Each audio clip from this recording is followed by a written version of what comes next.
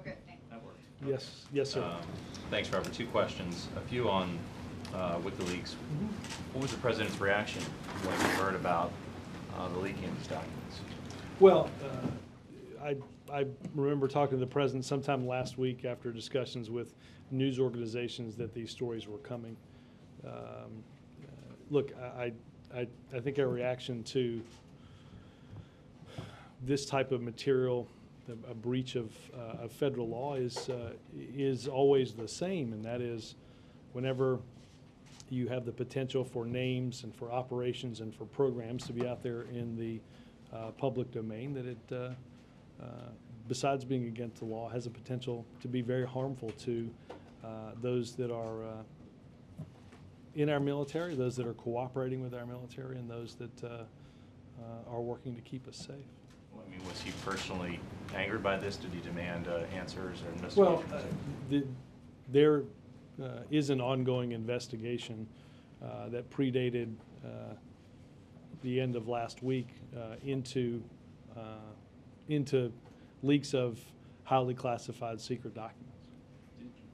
Does the White House believe that the documents raise doubts about whether Pakistan is a reliable partner in fighting terrorism? Well, let's understand a few things about the documents.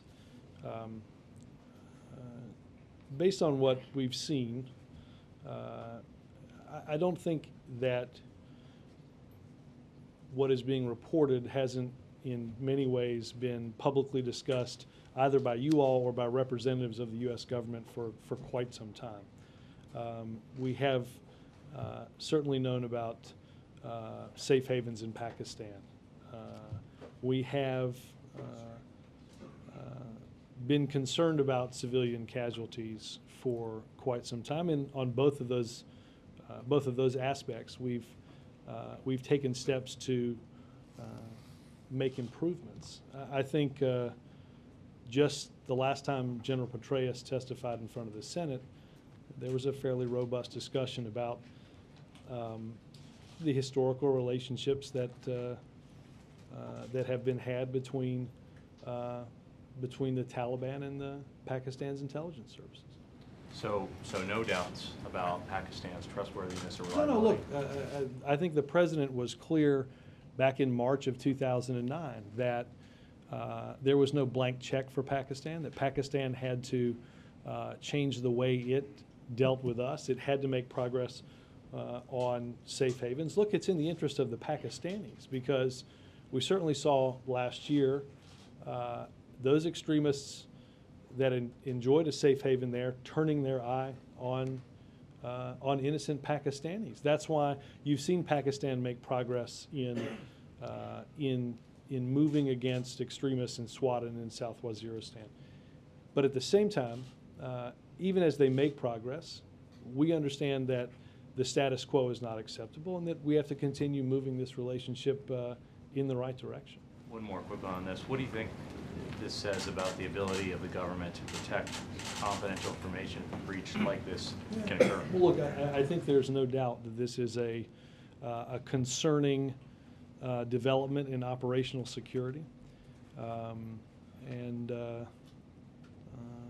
As we said earlier, it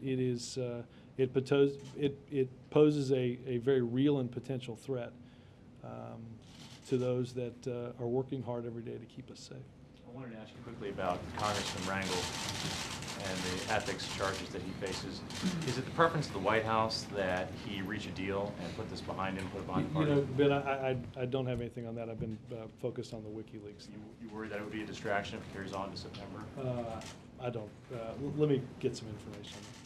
On the WikiLeaks, one of the questions that this raises is whether it makes sense for the United States to continue to give billions of dollars of aid to Pakistan if they are helping the Taliban. And I'm wondering if that is a concern and what you think. Well, as I said a minute ago, on March 27, 2009, the president said, after years of mixed results, we will not and cannot provide a blank check. Pakistan must demonstrate its commitment to rooting out al-Qaeda and the violent extremists within its borders. Again, I am not going to stand here on July the 26th and tell you that all is well. I will tell you that we have made progress in moving this relationship forward, in having the Pakistanis, as I said earlier, address the issue of safe havens, the issue of extremists operating in that country by undertaking operations again in Swat and in South Waziristan. Because over the course of the past more than year and a half, what the Pakistanis have found is that the extremists that once enjoyed complete safe haven in parts of their country now threaten their country. So they've taken steps. We want to continue to work with them to take more steps. We understand that we are in this region of the world because of what happened on 9/11. That ensuring that there is not a safe haven in Afghanistan by which attacks against this country and countries around the world can be planned. That's why we're there, and that's why we're going to continue to make progress on this relationship. A blank check is one thing, but is there enough progress there to justify the aid that is being given to them? Again, look, I think it was, even if you look at some of the comments the Secretary of State made just last week in Pakistan, and you know, our criticism has been relayed both publicly and privately. And we will continue to do so in order to move this relationship forward. And I know you're unhappy about the leak, but could you talk about how that part of the issue is characterized in the memos and whether you think it's accurate? Which? In terms of Pakistan's role. Look,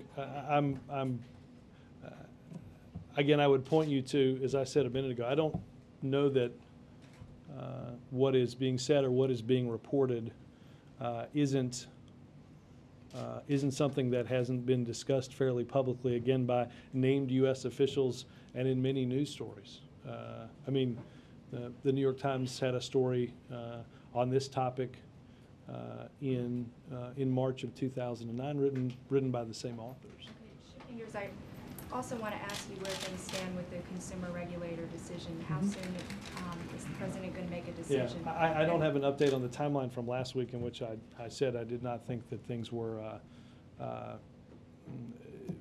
immediate.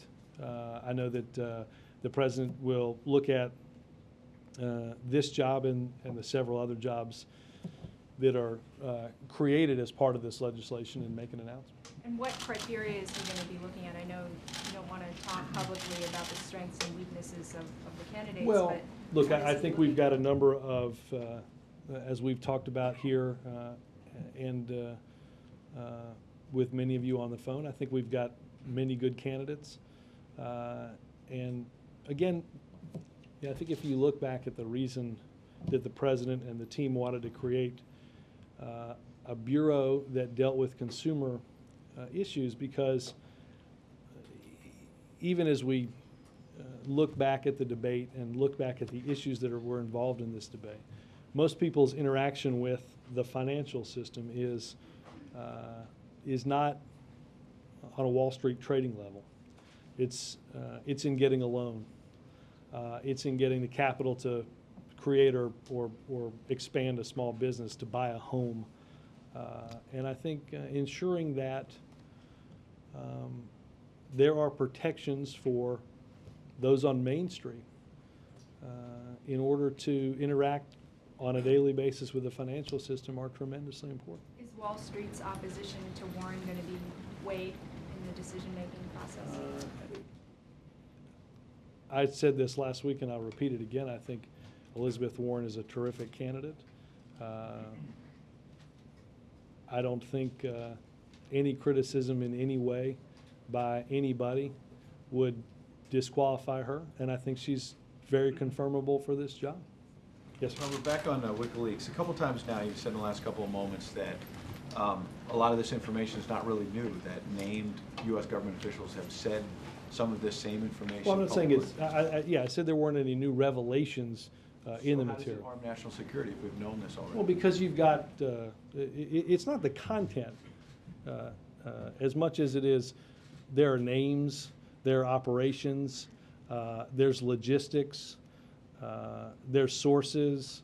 All of that information out in a public way has the potential, Ed, to do harm. If somebody is cooperating with the federal government and their name is listed in an action report, I don't think it's a stretch to believe that that could potentially put a group or an individual at great personal risk. But is part of the concern as well that this is going to embarrass government officials because maybe the war in Afghanistan is a lot worse off than this administration, the previous administration led on? Well, again, Ed, that's why I would go back to my first point, which is in terms of broad revelations, there aren't any that we see in these documents. And let's understand this. When you talk about the way the war is going in Afghanistan, the documents purportedly cover but from January, I think January 2004 to December 2009. I can't speak for the conduct of that war from an operational perspective for most of that time.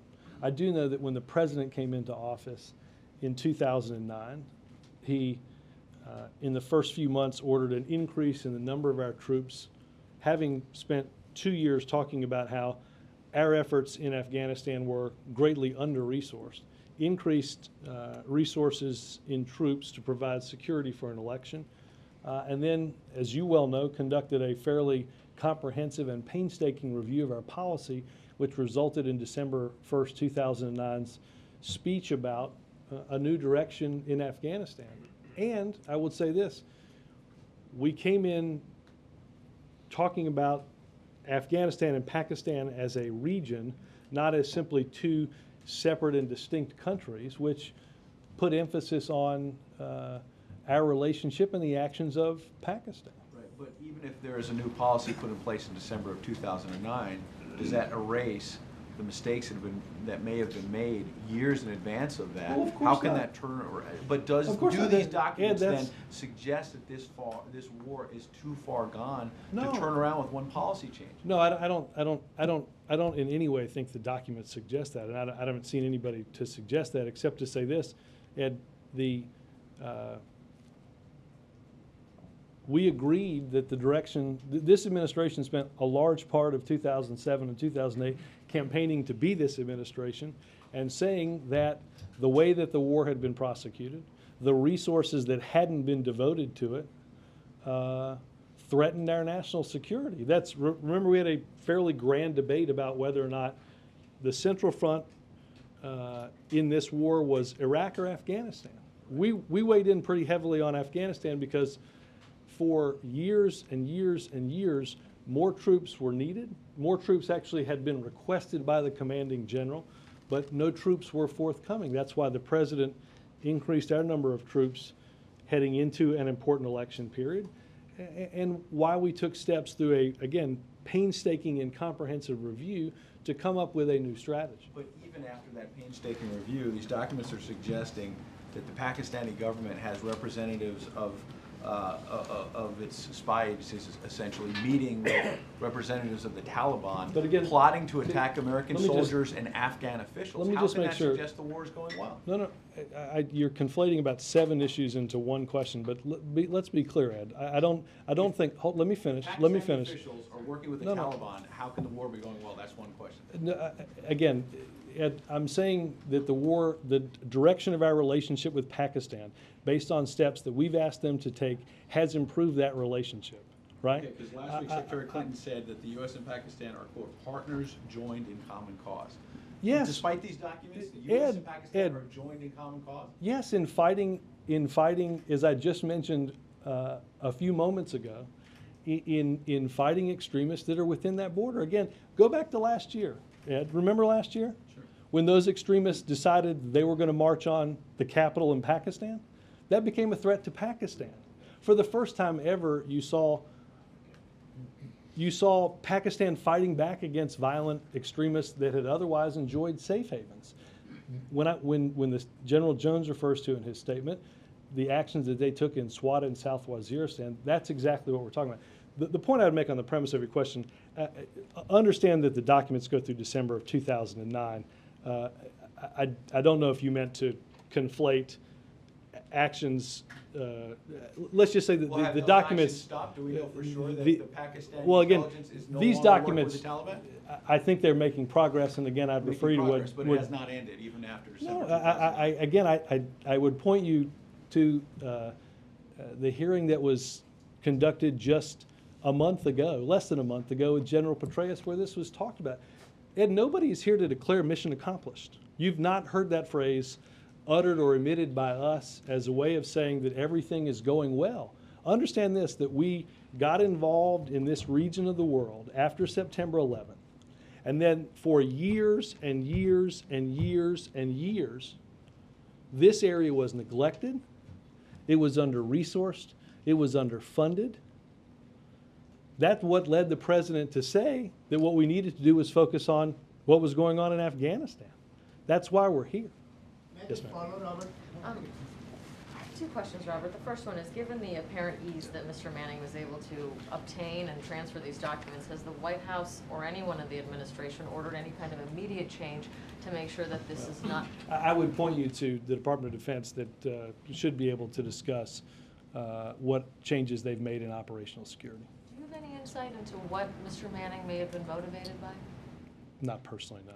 I don't know if the Department of Defense would have something In terms on of the that. president reaction, can you give us any kind of insight in terms of, was he angry, was he concerned, was he worried? Well, look, again, I think anytime anytime in which more than 90,000 top secret documents, which are against the law for me to give to you, I think it would be safe to say it's alarming to find 90,000 of them published on a website. Last question, also on Ms. Sherrod. I wondered if you had any word on whether she'll accept the job that's been offered, and if there's any time frame for that. That's a question for her. Following up, I think I know how you feel about this, but the conventional wisdom in Washington is that the White House is trying to keep the focus on the release of the documents rather than what's in the documents. No, You say the president's very concerned with this release, this breach of federal law, but is he concerned with evidence in these documents about civilian casualties, about cooperation Chip, between the Taliban and the Chip, ISI? Let's be clear again. The statements that the president made in March of 2009 very much understand the complicating aspects of our relationship with both of these two countries, the existence of, as I said, historical relationships between the Taliban and Pakistani intelligence. And look, during the recent debate about General McChrystal, remember a decent part of the Rolling Stone article discusses frustration within our own military about rules of engagement around civilian casualties. So we're not trying to either through conventional wisdom, trying to deflect anything. What I'm merely saying is that what has been, I think, what is known about our relationship and our efforts in both Afghanistan and Pakistan are not markedly changed by what is in these documents. In fact, I think if, again, you go back to March of 2009, what the president says, we are clearly taking steps to make progress in dealing with Pakistan's safe havens, certainly dealing with civilian casualties. We all know that in efforts like this to win hearts and minds, you're certainly not going to do that with innocent civilians caught tragically in the crossfire. But in reading these documents, if they're true, you can't help but be shocked by what you read in here about some of the horrible things that have happened. Has the president read enough of it himself to be shocked and horrified I don't know. by it? Look, Chip, I want to be clear. The president does not need to read a leaked document on the internet today to be shocked and horrified by unnecessary, and every civilian casualty is unnecessary, casualty of innocent life. We can go back, and I've been asked about them inside this briefing room for well over a year. Times in which our commander at that point, General McChrystal, Ambassador Eikenberry, and former General Eikenberry had gone to see different places around Afghanistan that had seen horrific civilian casualties. Look, each and every, as I said, each and every casualty, innocent civilian casualty, is a tragedy, and it makes the job against the extremists much, much harder. On the, does the president believe that the release of these documents has harmed or will harm the war effort overall? Again, I think any time in which you potentially put those that could be, whose names could be in these documents, missions and operations, Chip, their documents are classified and rated secret for a reason, and I think that's the law. So it's a setback to the war effort? No, I think it's concerning that you have, you certainly have operational security concerns. Again, I think many of our challenges in both Afghanistan and Pakistan are the same today as they were last week. I don't think anybody would tell you that they anticipate that progress isn't going to be slow and difficult in both of these two countries. I'm still not That's clear on why. where you are on this. I mean, it's a pretty fundamental question. Do these documents constitute a setback to the war effort in Afghanistan? I think they constitute a potential national security concern. Yes, ma'am. The White House has made a point to say that WikiLeaks is not an objective news outlet, but rather an organization that opposes U.S. policy in Afghanistan. I just wonder if you could explain how that's relevant to the accuracy of the document. I think that the founder of WikiLeaks, if I read his interviews correctly today, comparing troops in Afghanistan to the secret East German police as certainly something that we would fundamentally disagree with, and something that has somebody that clearly has an agenda. That may be the case, but does that in any way impact the accuracy of these documents? For example, are you suggesting they've selectively held back documents that would be more favorable Savannah, to the I U.S.?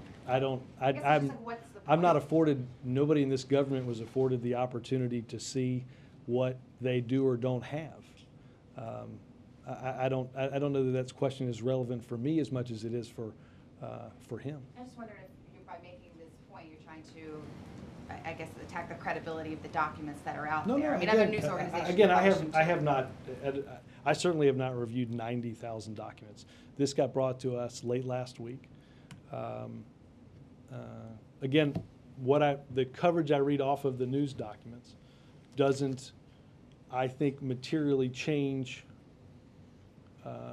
the challenges that we have in each of these two countries. As I said a second ago, I don't think the challenges that you would have listed on a piece of paper this time last week are quite honestly different based on what we read in this documents at this time this week. I think the challenges that we've had in the historical relationships with Pakistan intelligence and the Taliban were certainly something we were working to address. So it's not, that in and of itself isn't a surprise. Working on safe havens in Pakistan and their impact on our efforts in the war, all of those things, I think all of those things many of you all have covered. Is the administration confident it has the leaker in custody? I'm not going to get into discussing the aspects of the investigation that's ongoing. Yes, sir. Robert, do you have any comment on the position taken by the U.S. government in the letter written by Richard LeBaron, Deputy Chief of the U.S. Embassy in London, 8 days before the Megrahi release, wherein the U.S. supposedly preferred the use of compassionate release over prisoner transfer agreement? No, And do you have plans to release that? Let's be clear.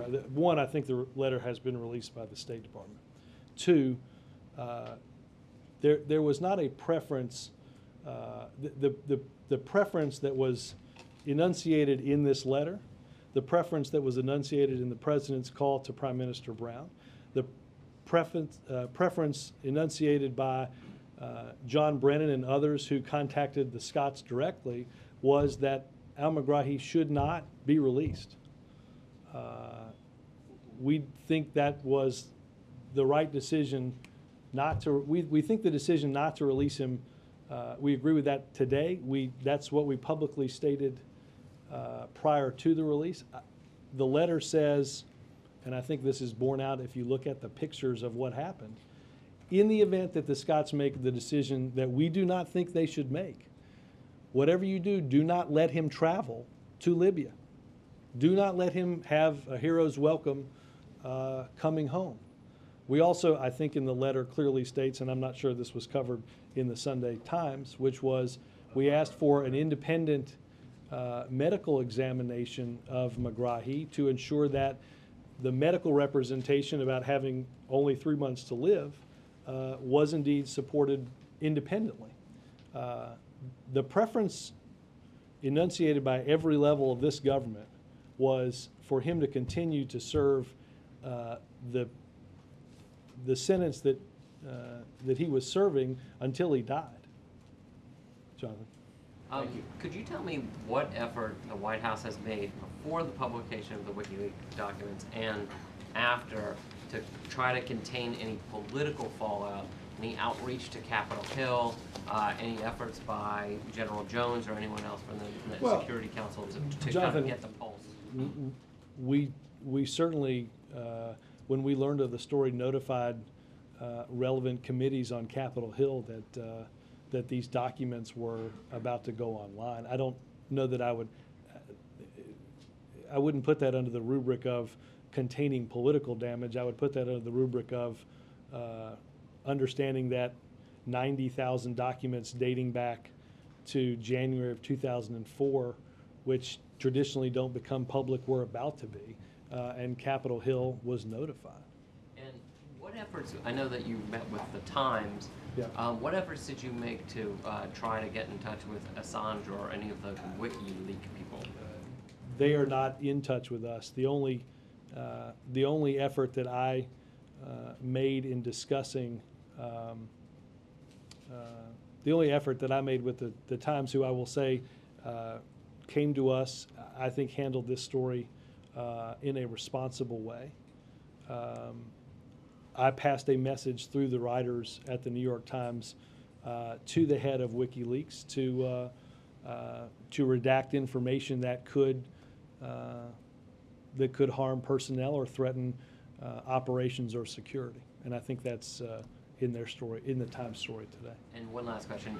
You mentioned at the beginning of this briefing an investigation into improper leaking of classified information. Is WikiLeaks part of that investigation? There's an ongoing investigation as to this leak, yes. The Manning investigation. I'm not going to get into that. Robert, Nice try. did you try to get the New York Times not to publish? No, never asked them that. The New York, let's understand first a few things. The New York Times didn't publish the documents. WikiLeaks published the documents. I will say this, had only the New York Times had this story, would we have made a case and an effort, as we have with them and other news organizations, not to compromise security? Yes, but understand that the New York Times was one of 3 news organizations that had access to these documents. We got questions from, I believe on Friday, from Der Spiegel, and met with Tommy Vitor, Ben Rhodes, and I met with the New York Times on Thursday.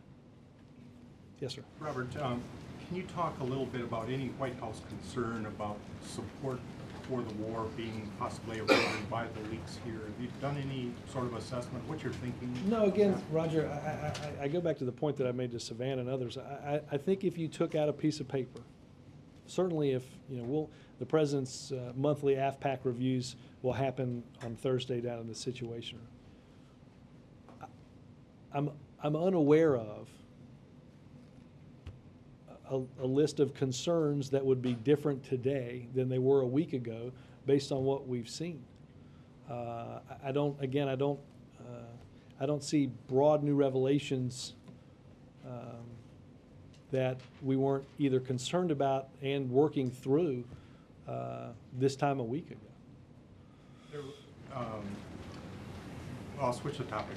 BP, has the President been informed of corporate changes on there? What can you say about that? Or what are Look, I would have you talk to BP about personnel changes that they're going to make, if they make them. I will say this,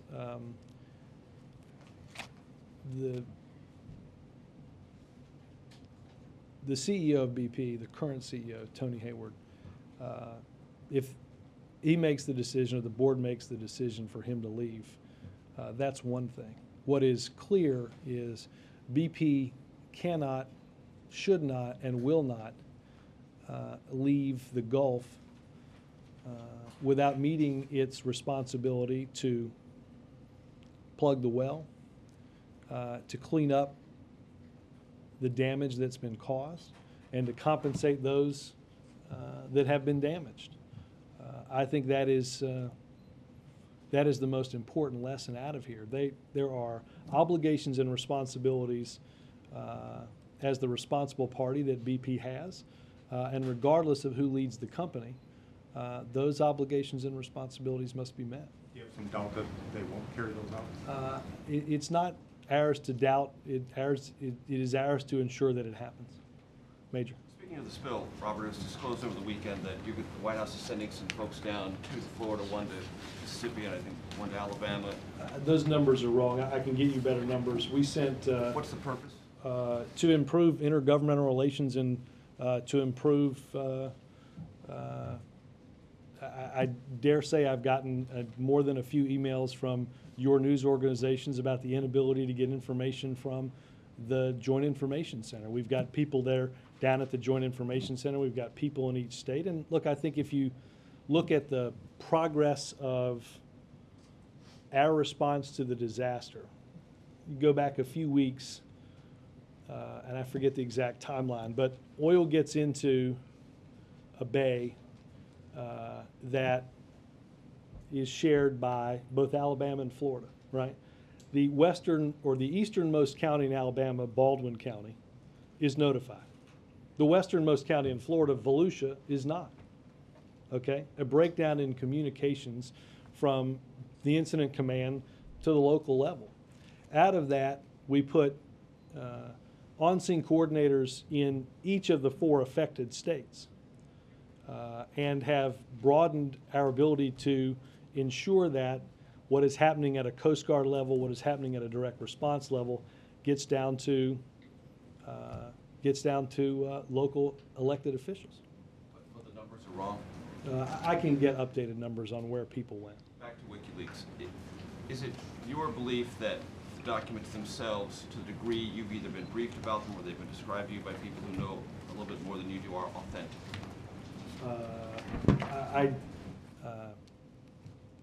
I think we've acted as if they were. Okay.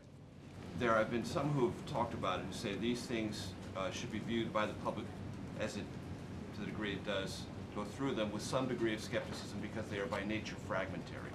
They develop or talk about one certain episode. Or Right. What would you, as a spokesman for the White House, advise the public who may be running through these things and taking them in some degree of with some degree of interest? Right. What is your overall assessment of how much is true, what's not true? Well, Are they mostly true, mostly untrue?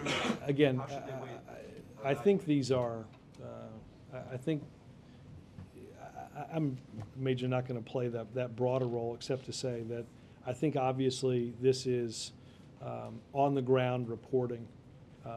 What is unclear, certainly if you read through the stories, is whether some of the events that they think might happen happened.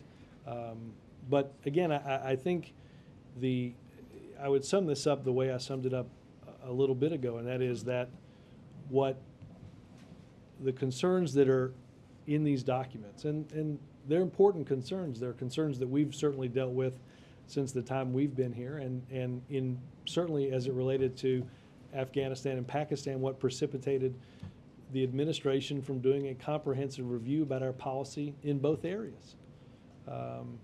That is, our goal is to get this right. Their goal is to keep America safe and to ensure that and ensure the safety of those that are conducting these operations. Let me take it from a different point of view. There are some, and this was part of the subtext, or one of the subtexts in the Washington Post lengthy series last week, that maybe too many things are kept secret.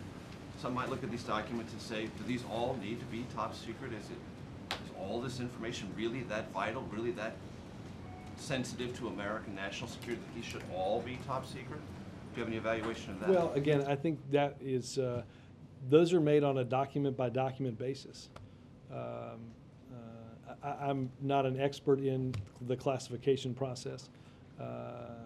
Look, obviously, if you, I think the president would always lean on the American people knowing as much as they possibly can. I think, look, I think if you go back, but no, hold on, let's be clear. Go back to the 12 or so meetings held in the Situation Room, okay? We announced everyone. We had readouts from everyone. Lord knows you had readouts beyond the readouts from each and every one. There were photos from each. We didn't exactly have a cloistered evaluation of our policy in Afghanistan and Pakistan. That's not the way we've operated. And I think it's, let's be clear, and I want to make sure that I'm clear on this. Based on the fact that there's no broad new revelations in this, our concern isn't that people might know that we're concerned about safe havens in Pakistan, or that we're concerned as we are about civilian casualties.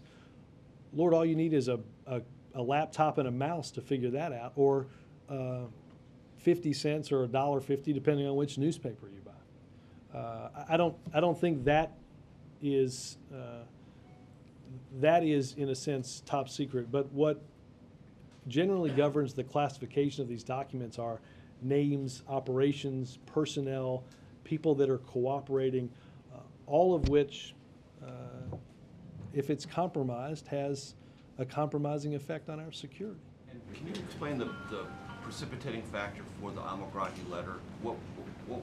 I just have a copy of it. I don't know. I assume look, at this point, and this is some conjecture on my part, at this point, this is a fairly public process. I don't know what exactly led to this letter. I know the letter speaks quite clearly to our preference, strong preference, as communicated both in this letter and in conversations that we had directly with the government there, that Megrahi should not be released. Yes, sir. Robert, take your premise that there's nothing really new in these documents that broadly says something different than what we already knew.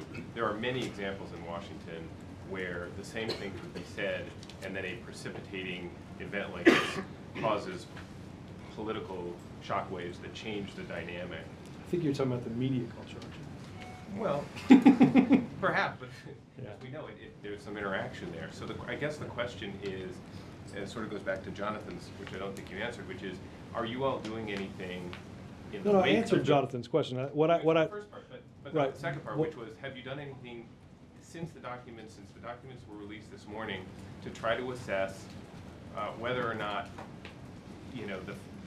these documents provide any ammunition to your critics, any political change? Critics like who? Well, there are critics of the Afghanistan war, and increasingly people who are uncomfortable with it, even in the Republican Party. I don't know if I don't know every call that's been made out of here. What I was trying to do was decouple the fact that we notify Congress that 90,000 documents are about to be put on a website that were, up until the moment that they go live, were classified documents, is part of what is generally assumed to be our notification process. Look, I don't know of, I certainly have not heard of a broad effort relating to what you're talking about. Jackie? Robert, I'll change the subject too. The president, I guess, is going to make a statement about the Disclose Act today. And given that that's coming up in the Senate tomorrow and not expected to get 60 votes, he campaigned a lot about, corporate influence in elections and 527s and the like, and for more disclosure. Do you feel like the administration sort of miscalculated or misunderestimated the extent of opposition there would be to trying to crack down on corporate giving? You mean from Republicans? And just Republicans? Well, I don't know what the final vote will be tomorrow, but I know that if you had a sliver of Republicans that thought special interest giving and corporate influence in elections was part of the problem, then this bill would pass. There have been alterations to the legislation sought by some groups So- on the left. Pardon me? There have been alterations to the legislation in the Senate and the House by some groups on the left as well. There's a legislative process and then there's a vote, Major. And a vote, you get to decide what side you're on. It's the beauty of voting, it's called choosing. You get to decide whether or not Right, but in the you think there is legislative too process, much, objections from the left did arise. and they're supportive of the legislation. Now we get to see, After they got their card. now we get to see who in the Senate thinks there's too much corporate influence and too much special interest money that dominate our elections, and who doesn't. I don't know how it could be any clearer than that. Well, and especially in the wake of Citizens United, when State of the Union speech and such, Sure. the president has made a big deal about this. Did he underestimate and miscalculate just I think how hard this was going to be? in your words, we might have misunderestimated that those in the Senate on both the Democrat and Republican side shared the president's goal. Mostly, if not completely on the Republican side, in protecting the corporate influence and the special interest donors that seek to not just influence elections, but ultimately influence policy.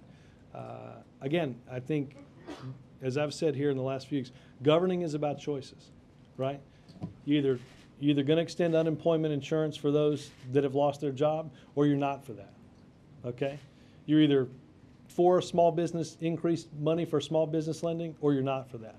And in the next couple of days, we'll figure out who thinks there's too much corporate influence in our elections and who's just fine with the corporate influence we got.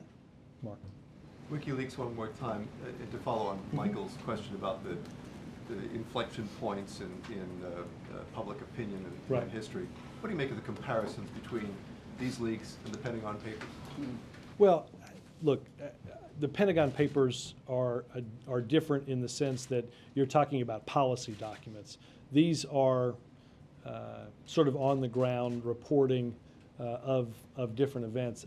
I don't see how in any way they're really comparable, given the fact that go back and look at, again, just in the past month, I know we've talked about the concern about civilian casualties. It's not something that has been, not something that we previously hadn't touched on, that all of a sudden burst out into the public arena. Certainly, as I said earlier, the historic relationships that have been had between the Taliban and the Pakistani intelligence services. I mean, the headline in the New York Times story says, basically attributes the headline of that connection to U.S. aids. So again, it's not to, I'm not trying to downplay the seriousness of those concerns. They are serious. That's why we've taken steps to try to improve that relationship, for the Pakistanis to take certain steps so that we can build in Pakistan and Afghanistan a situation that improves our security. You probably could have said a lot of those things about the Pentagon Papers too. A lot of those same concerns Well, again, that were raised before. no, I guess my question is What about the public opinion climate. I don't think the material that's in the Pentagon, again, the Pentagon Papers is a fairly exhaustive policy review by the Pentagon. I think, as Major said earlier, these are a series of one-off documents about an operation here or an instance there, or they're not a broad sort of, this isn't a broad review of aspects of civilian, progress that we have or haven't made on civilian casualties. It's just on the ground reporting on that. Don't they I think that's. portrait, Robert? I mean, it's the aggregation of these documents, but they sort of collectively paint the Well, portrait. but again, Glenn, you don't, you because there's only a certain time period, and you don't know what was and what wasn't either leaked or posted. I think to say that you know everything is probably not the case. And What would you compare it to Abu Ghraib, or at least the repercussions from the impact of? I will say this, I'm always loath to look back and compare one event to something else. I just don't always, I don't know, I think we have a tendency to always want to compare it to something else rather than simply reporting out what, but again, and I want to stress again that the notion that, again, if you wrote down all of what our concerns are in our relationship with Pakistan, if you wrote down what they were about our relationship and the challenges that we faced in Afghanistan, I do not know that you would list one thing differently today as a result of what we've read in these documents that you wouldn't have already listed a week ago.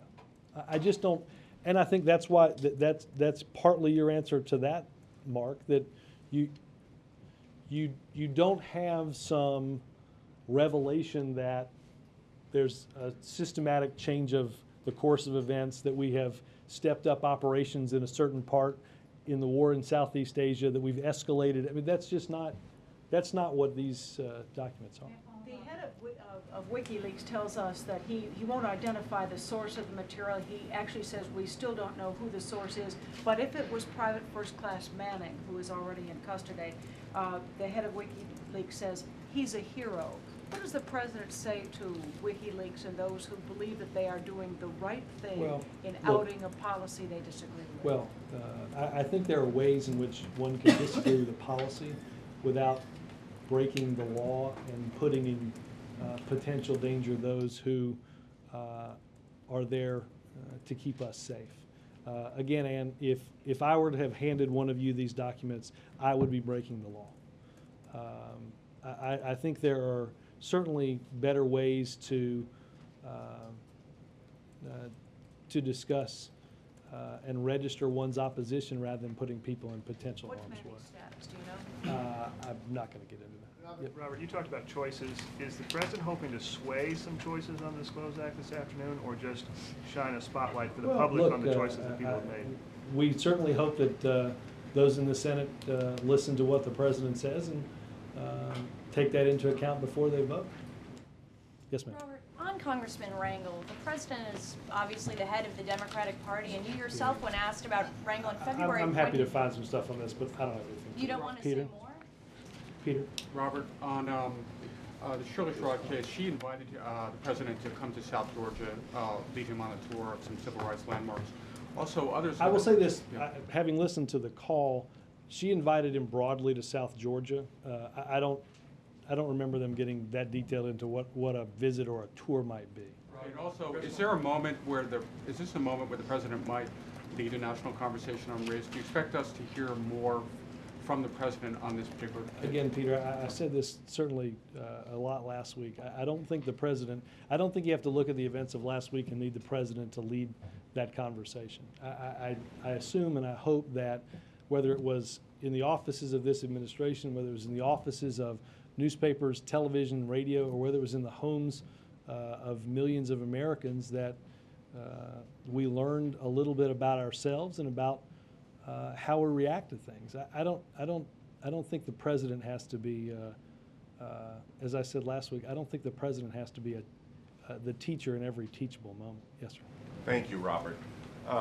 Just a different question regarding personnel. 2 weeks ago, the Capitol Hill publication, The Hill, reported that a top staffer on Senator Baucus's Finance Committee, Ms. Liz Fowler, was about to be named to a key position at the Department of HHS. And Ms. Fowler is also a former vice president of the WellPoint Insurance Company. Can you confirm that appointment, and would appointing someone of her position? I will say this, I hope you talk to HHS. I don't get down to that level of detail. I have not been given that level of detail on any potential impending announcements. Robert, can I ask you about the congressional briefings on the WikiLeaks? Richard, I'll come back. Let me follow on WikiLeaks for. Let me just follow on WikiLeaks for a second. Even if there is nothing substantially new in these documents, you're in the communications business. Are you concerned that the public, and therefore perhaps members of Congress, will think that there's something new here, and the perception will drive reality, and it will have an impact on your policy? Well, look, I think inherently the last phrase of your question that you didn't necessarily enumerate was about the politics of all this. the president made a decision to put almost 50,000 more troops in Afghanistan, not based on the politics, but based on what was right, based on what he believed was gave us the best chance at succeeding in Afghanistan, and in making the decisions that gave us the best opportunity to improve our relationship with Pakistan and create, as Ed pointed out, a partnership to go after those in Pakistan that sought to do Pakistanis harm, or those in Pakistan and Afghanistan that sought to do Americans harm. That's the filter by which the president went through the meetings. That's the filter by which the president made that decision. The politics of all of this stuff will settle out regardless. The question that the president asked himself and the question that the team asked themselves in making this decision is, what's the right policy for this country? What's the right policy that keeps us safe? And what's the right policy that prevents safe havens from being recreated in Afghanistan, where planning can happen again, unfettered, to attack this country, as happened on September 11th. That's what we're focused on. Yep. Is it unanimous among all the administration that this is the right policy, that it is keeping Americans safer? And what is the good policy for the Taliban right now? Are they doing protecting the Taliban's trust? I would point you to DOD on that. I would say this, that there was a very, very large, very, very extensive, with multiple inputs, review of where we were and what we needed to do going forward. We're in the process of implementing, we're in the process of implementing that new strategy, evaluating that new strategy, and moving forward. I believe America is safer, and because if we were not to be in this area, if the Taliban were to come and overthrow a government and create a safe haven that allowed Al-Qaeda and its extremist allies to not have to plot in a cave, but sit in the open and plot the next September 11th, our country would be much, much more dangerous, a much greater target, and I think that's why the president has made the decisions that he's made. April? Granted documents in the WikiLeaks date back to 2004. Is this a direct slap in the face to this administration's intelligence efforts in Afghanistan? I think if it says anything, it speaks to some concerns about operational security. I don't believe that that's directed at us personally. Okay, well, and let me, and also on that, on the intelligence, more so on a broader scope on intelligence. After 9/11, the Bush administration kept saying it was not about if, but a matter of when another attack would happen on U.S. soil. Is that still the case as you deal with intelligence on a daily basis? Without getting into discussing the same type of material I've said I wouldn't discuss here, there are a group of people within this government, within this White House, that work each day to make sure that doesn't happen. And on another subject, really fast, the president is going to the View this week to have a conversation with the women of the View, and he's also going to be at the Urban League talking about education. Last year at the NAACP, the president talked about education, and he put in a lot of civil rights issues as it relates to education. And then he's going to be talking on the View. Will he have a cursory, possibly, conversation with the women of the View who have a tendency to be politically astute on matters in the news, on some issues? Will he have a conversation with them? On race, possibly. Could he generate that conversation? I missed that word. You didn't. I thought you said, well, are they going to ask him questions? And I think I can confirm that as a senior administration official, that is entirely the case. Look, I have no idea what they're going to ask, and I presume the president will answer we'll answer their questions. Look, this was, I know that we talked about late last week that the president has long been scheduled to go to the Urban League, and will deliver again a speech about what has been done in this administration to change and improve the educational system in this country, and ultimately the opportunity that our children are given as a result of that, and the responsibilities that they and their parents alike have. Will civil rights be used in that speech? I think that's safe to bet. One Sam? short question, Bob, just one short. Les, it's not your turn, buddy, hold on. Wait a minute, why is it your turn back there and not up here? Because I said Sam. You said Sam? I said Sam. Will you Because come you were, I think you were too busy yelling, Lester. I don't think this is instructive. Yes, Sam. This is like a, You man, said y'all it's reached like out a to Congress bar. last week, and I get that most of this information predates the president's. I think that, honestly, I think that most of the outreach was probably done less last week and more, quite honestly, Sam, over the course of the last 24 hours. Well, the message that most of this information predates the president's new strategy doesn't seem to have gotten through to people like Senator Kerry, who said today that this information raises serious questions. Are y'all trying to tamp that down and make sure that there's a real line drawn between? Let me first be clear about. I think it is would be hard to identify anybody that has done as much as Senator Kerry has.